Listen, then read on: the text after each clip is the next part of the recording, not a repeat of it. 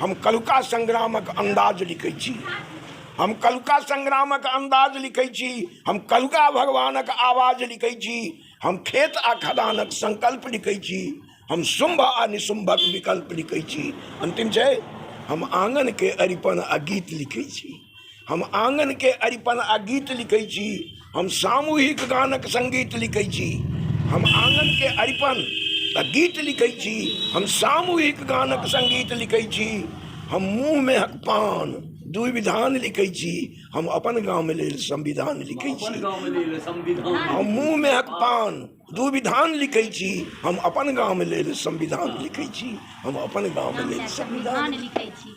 हमरा सबके कमी अछि जे ओ कवि तक पहुँचऽके हमरा सबके प्रयास रहैया जे मधुबनीक विश्वसनीय ज्वेलर्स लक्ष्मी अलंकार ज्वेलर्स जतऽ हॉलमार्क आ 100% शुद्ध सोना चांदी आ रत्न भेटैया।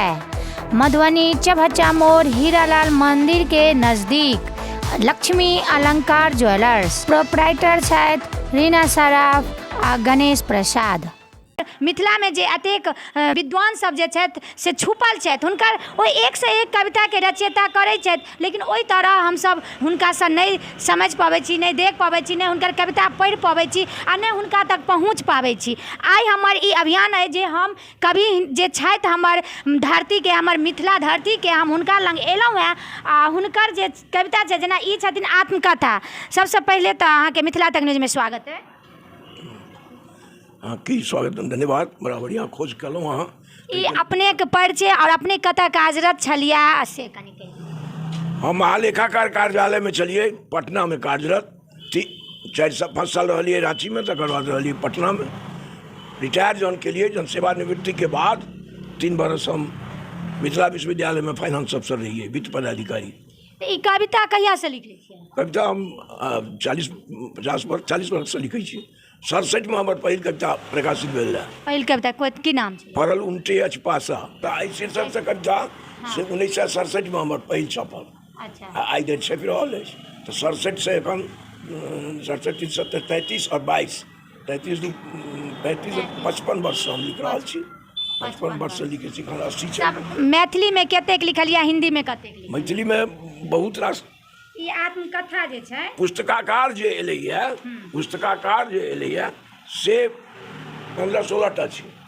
संक्रांति हैया देखियौ ना, हिनकर कविता के संग्रह छनि संक्रांति जे 1971 में आयल, धूरी सहयोग संकलन जे 1972 में, मौसम अयला पर 1978 में, एहना स्थिति में 1982, भरि देह गौड़ा 1985, एहि जनपद में 1989 में, दोहा 302 यानी 1991 में एकर रचना भेल, कहलन पत्नी 1996 में ई निकलल, शहर जमीन 1999 में, अपक्ष 2007 में, प्रश्नवाचक 2010 में, अथ उत्तर कथा 2015 में, इंदिरा 2017 में, हास्य पर मूल्य जे हिंदी कविता संग्रह है जे 2019 में निकलल रहा। अहाँ सबके बता दी जे हिनका अपक्ष जे ई निकलल 2007 में, जई के उपलक्ष्य में हिनका साहित्य अकादमी पुरस्कार सेहो भेटल छनि, जे अहाँ सब देख सकै छियै। एहि पर साहित्य अकादमी पुरस्कार प्राप्त करैत उदय चंद्र झा विनोद, ई सब हमर मिथिला के रत्न छथि आ रत्न हमरा सबके बहुत कुछ सिखाबै छथि। एहि शताब्दीक संग प्रत्येक उत्तरक गर्व से अवतरित होइत, नित्य नूतन प्रश्न सभक सामना करैत हम आ हमर समाज हतबाक अछि। भविष्य लगैत अछि भयावह, कपैत अछि परिवेश, वेशभूषा बदलि रहल अछि, उपदेश दैत विदेश आकर्षित कऽ रहल अछि, उपदेश दैत विदेश आकर्षित कऽ रहल अछि। एड़ी अलगा अलगा तकैत छथि बूढ़ा, एड़ी अलगा अलगा तकैत छथि बूढ़ा, एक एक वस्तु देखनुक बनाओल जा रहल अछि। उछलि रहल जुबा एक बेर फेर से सम्हरि कऽ विचार करबाक नयार भऽ रहल अछि। 21वीं शताब्दीक शुभारंभक संग एक नव मनुखक संधान शुरू भऽ गेल अछि। ओ मनुख जे बाढ़ि, अकाल, बीमारी, युद्ध में बाँचल रहि जाए, पानि में भीजै नहीं, जड़े नहीं आगि में, अनुसंधान अछि जारी, पता नहीं चल पावे जे के थिक नर आ के थिक नारी। समरल लोकक एहि अभियानक पाछाँ लगैत जा रहल अछि सवाल पर सवाल। समरल लोकक एहि अभियानक पाछाँ लगैत जा रहल अछि सवाल पर सवाल। प्रत्येकक जवाब चाही। स्नेह सत्कार मनुहार अभिसार सभक नव परिभाषा ताकल जा रहल अछि। गायब जकाँ कानब आ कानब जकाँ गयबाक भाकल जा रहल अछि। आदम ईव किंबा मनुष्य रूपामे अनास्थाक संग आगि पानि धरती समीर सभक स्वाभाविकतामे संदेह जारी अछि। शारीरिक संपर्कसँ दूर रहि संभाषण करैत देहाश्रित परिवेश गढ़ल जा रहल अछि। अंतिम सामल छथि ऋषिकुल, अवाक छथि अमात्य। उपटबाक आशंकामे दुबरायल विज्ञापनक नादमे हेरा रहल अछि शंखनाद। रोबोटक अभियान जारी अछि। नचैत अछि नट्टिन बेअख्तियार, बढ़ल डेग भारी अछि। नचैत अछि नट्टिन बेअख्तियार, बढ़ल डेग भारी अछि। देखियौ कतेक सुन्दर मैथिली कविताक संग्रह जे अतेक हमर सबके बीचमे एतेक बड़का रत्न छथि जे कतेको कविता मैथिलीमे लिख चुकल छथि आ कते साहित्य अकादमी पुरस्कृत हमर ई रत्न छथि आ हिनकर ई जे छनि से जारी छै। अहाँके लिखनाइ एखनो जारी छै। एखन लिख रहल रोज लिख रहल छी। संग्रह से फेर एबे करते। अच्छा, तऽ ई किताब सब कतऽ उपलब्ध भऽ जाइ छै, कतऽ भेट जाइ छै? हमरे सब हमनी सब इएह छै मैथिलीमे कि नहि, कोनो वितरण व्यवस्था नहीं छै, कोनो नेटवर्क नहीं छै। एहिठाम एकटा मधुबनीमे एकटा प्रकाशक शुरू केलनि हैं अजीत आजाद, ओ कऽ रहल छथि काज, लेकिन नेटवर्कके कमी छै। आब लेखक लोकनि छापत, ओ कमर्शियल सेहो हुनकर कंसर्न होइ से तऽ होइ नहीं छै। हमरा बुते तो बेचल हैत, हमरा बुते पाइ असूलल हैत, तऽ हमरा लोकनि वस्तुतः अपन आटा गील कऽ कऽ मैथिली काज करै छी। यानी कतौ ने कतौ एते हम मैथिलीके लेल एते समर्पित छी। हम अपन भाषाके मातृभाषा है, हम कविता लिखै छी आ हमर कविताके कोनो वैल्यू नहीं लिखै छी, अपन आयमे से ओहिमे खर्चो करै छी ने, ओकर कोनो वैल्यू कोनो खास आर्थिक नहीं छै कोनो। एहि दुआरे जे नेटवर्क नहीं छै, जे केओ बेचतो छै तऽ वएह खा जाइ छै।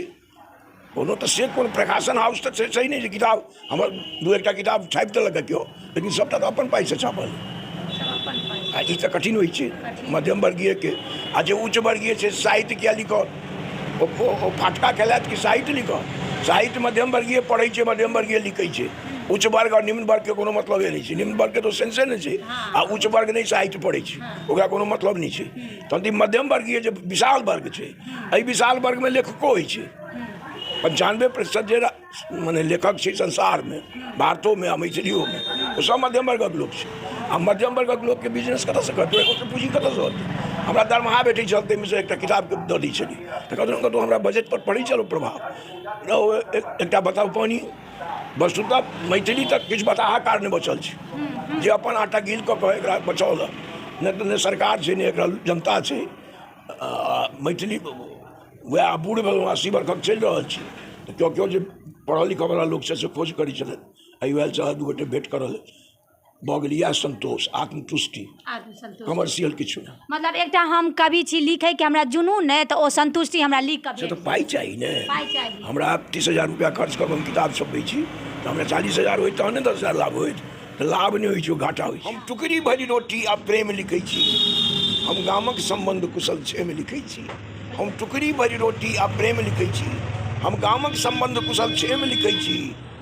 हम संझा के आँचर तर दीप लिखै छी, हम संझा के आँचर तर दीप लिखै छी। हम सागर के शंख आर सीप लिखै छी, हम संझा के आँचर तर दीप लिखै छी। हम सागर के शंख आर सीप लिखै छी। हम सुंदरी के आँखि कोर कोर लिखै छी, हम सुंदरी के आँखि कोर कोर लिखै छी। हम फगुनायल देह पोर पोर लिखै छी, हम सुंदरी के आँखि कोर कोर लिखै छी। हम फगुनायल देह पोर पोर लिखै छी। हम जार केर धर्म तेल गर्म लिखै छी, हम जार केर धर्म तेल गर्म लिखै छी। हम बात बहुत भाई नर्म नर्म लिखै छी, हम जार केर धर्म तेल गर्म लिखै छी। हम बात बहुत भाई नर्म नर्म लिखै छी। हम पनियायल खेत हर ठाढ़ लिखै छी, हम पनियायल खेत हर ठाढ़ लिखै छी। हम अस्पताल आ अपन बोखार लिखै छी, हम पनियायल खेत हर ठाढ़ लिखै छी। हम अस्पताल आ अपन बोखार लिखै छी। हम माथ परक धान केर बोझ लिखै छी, हम माथ परक धान केर बोझ लिखै छी। हम लटपट नहीं बात सोझ सोझ लिखै छी, हम माथ परक धान केर बोझ लिखै छी। हम लटपट नहीं बात सोझ सोझ लिखै छी।